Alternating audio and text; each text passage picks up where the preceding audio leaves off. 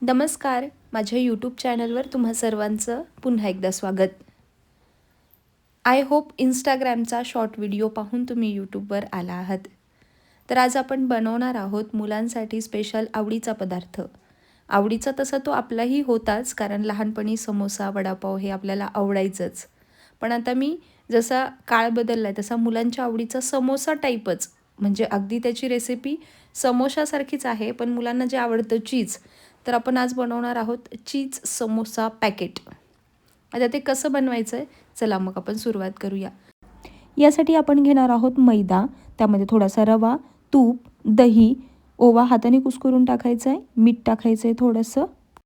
हे सगळं टाकून आपल्याला हे छान एक पॅकेट तयार करता येईल, म्हणजे समोशाचं जे बाहेरचं आवरण असतं तसं करता येईल असं छान आपल्याला हे मळून घ्यायचं आहे. आणि थोडंसं कडकच मळायचं आहे, जेणेकरून आपण जेव्हा ते तेलात तळू तेव्हा ते जे बाहेरचं आवरण आहे ते छान असं कुरकुरीत होईल.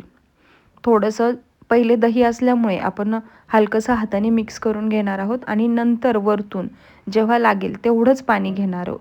नाहीतर काय होतं, तो मैदा आणि रवा असल्यामुळे आणि त्याच्यात दही असल्यामुळे ते पीठ खूप असं पातळ होऊन जातं आणि पातळ झाल्यानंतर आपण त्याच्यात जर सारण भरलं तर मग ते फुटू पण शकतं आणि असं एकदम गिळगिळीत लागतं ते. त्याच्यामुळे आपल्याला तो आवरण कडक होण्यासाठी हा गोळा एकदम छान कडक मळून घ्यायचा आहे. थोडंसं वरतून पीठ घेऊन तो गोळा एकदमच कडक मळायचा आहे, कारण सुरुवातीला जरी तो वाटला ना की खूप कडक आहे, तर जेव्हा आपण सारण तयार करतो आणि हा गोळा झाकून ठेवतो तेव्हा हा गोळा ॲटोमॅटिकच सैल होऊन जातो. नंतर आपण आतल्या सारणाची तयारी करणार आहोत.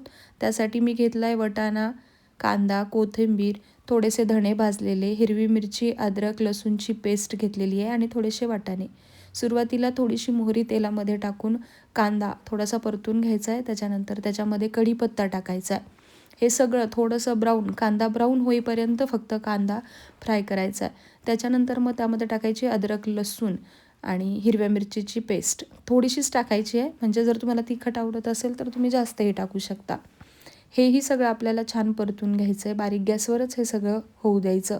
हे छान परतून याचाही रंग बदलत आला की आपण याच्यामध्ये हिरवे सोललेले वाटाणे टाकायचे आहेत. थंडीच्या दिवसात वाटाणे तर सहज मिळतात आणि थंडीचे दिवस नसतील तरीही आपण भिजून टाकतोच वाटाणा.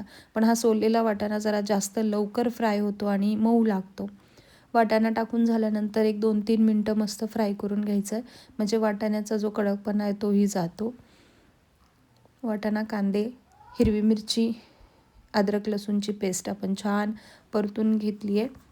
त्याचा कलरही बघा, तुम्ही पाहू शकता चेंज होत आलेला आहे. हे छान परतून झालं की यामध्ये आपण टाकणार आहोत 1 चमचा हळद. हळद तुमच्या आवडीनुसार टाकायची आहे, जशी तुम्हाला आवडती तशी. हळद टाकल्यानंतर बघा वाटणाचा लगेच कलर चेंज होऊन जातो आणि हे वाटण छान परतून झालेलं आहे. यात आपण आता टाकणार आहोत बटाटे. उकडलेले बटाटे कापून नाही टाकायचे आहेत, असे मॅश करून टाकायचे आहेत, म्हणजे आपल्याला हे सारण एकदम असं मऊ वडापावच्या वड्यामध्ये जसं सारण भरतो तसं मऊच करायचं आहे. म्हणजे आपल्याला ज्या आकाराचे पॅकेट म्हणा किंवा समोसे म्हणा, ज्या आकाराचे बनवता येतील त्या आकारात आपल्याला त्याला आकार देता येईल आणि हे कडक लागणार नाहीत. कारण बटाट्याचे असे काप राहिले आणि आपण जेव्हा समोसा किंवा पॅकेट भरतो तर तेव्हा त्याचे कोपरे जे असतात त्यामुळे आपला समोसा किंवा पॅकेट हे फाटण्याची शक्यता असते. बटाटा छान परतून झाला की त्यात आपल्या आवडीनुसार गरम मसाला, चाट मसाला, लाल तिखट हे टाकायचं आणि छान परतून घ्यायचं. आणि त्यानंतर थोडेसे धने जे आहेत ते भाजलेले धने आहेत ते अर्धे अर्धे करून, म्हणजे थोडेसे आपल्या खलबत्त्यामध्ये अर्धे अर्धे होतील एवढे करून ते त्यामध्ये धनेही टाकून द्यायचे. थोडीशी जिरेपूड पण टाकायची आहे आणि कोथिंबीर. हे सगळं टाकून घेतल्यावर सारणाचा रंग आणि सारण किती छान दिसतंय बघा. कधी पण ना जेवण बनवताना तर जेवणाची टेस्ट तर छान हवीच, पण ते जेवण जेव्हा आपण नजरेनं पाहतोय किंवा एखाद्याला सर्व करतोय तर त्याला ते नजरेलाही इतकं सुंदर दिसलं पाहिजे की त्याचं तिथेच पोट भरलं पाहिजे असंही म्हणतात. कारण सगळ्यात पहिले माणूस डोळ्याने जेवतो आणि मग तोंडाने जेवतो असं म्हणतात. आता इकडे सारण तयार झालेलं आहे. तिकडचा आपण तो गोळा मळलेला घ्यायचा आणि तो परत एकदा तेल लावून छान मळून घ्यायचा आहे. आता तो एकदम मऊ मळून होतो आणि कडकच ठेवायचा आहे तो. ते झाल्यानंतर आपण मस्त त्याची लाटी करून घेणार आहोत आणि ती चौकोनी आकारामध्ये आपल्याला करून घ्यायची आहे. त्यानंतर त्यामध्ये हे बटाट्याचं सारण भरायचं आहे आणि चीज स्लाईसचा अर्धा स्लाईस त्यामध्ये टाकायचा आहे. पॉकेट बंद करून साईडने असं पॅक करून घ्यायचं आहे त्याला. नंतर आपण हे एकदम गरम तेल कडकही नाही पाहिजे आणि एकदम कोमटही नाही पाहिजे, मध्यम तेल गरम पाहिजे, जेणेकरून कारण आतलं सारण आपण आधीच परतून घेतलेलं आहे त्यामुळे ते शिजण्याची काही गरज नाही आहे. पण जे हे बाहेरचं आवरण आहे ते मस्त क्रिस्पी होईपर्यंत तळलं गेलं पाहिजे, जळालं नाही पाहिजे.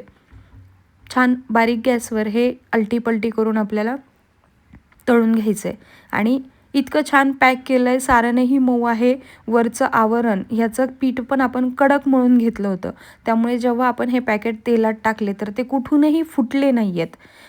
तुम्ही पाहू शकता रंग किती छान आला आहे आणि एकदम छान कुरकुरीत झालेत ते. त्याच्यावर आपण सॉस आणि मिओनीज असं दोन्हीही टाकून सर्व करू शकतो. आता मी हा तुम्हाला फोडून दाखवणार आहे की आतमध्ये त्याचं आवरण म्हणा किंवा ते चीज टाकलेलं आहे त्यामुळे ते कसं दिसतंय. आता सर्व करताना मला काही डिझाईन वगैरे छान करता नाही आली, कारण खूप उशीर झालेला होता आणि मुलांनाही खूप भूक लागली होती. पण आता दिसायला कसंही असो, टेस्टला मात्र हे छानच झालं आहे. आता तुम्ही हे ओपन एक फोडल्यानंतर बघू शकता हे किती छान दिसतंय. त्यातलं आतमधलं चीज पण छान गरम झालं आहे आणि टेस्ट तर एक नंबर झाली होती. अशा छान छान रेसिपी पाहण्यासाठी माझ्या चॅनलला आजच सबस्क्राईब करा.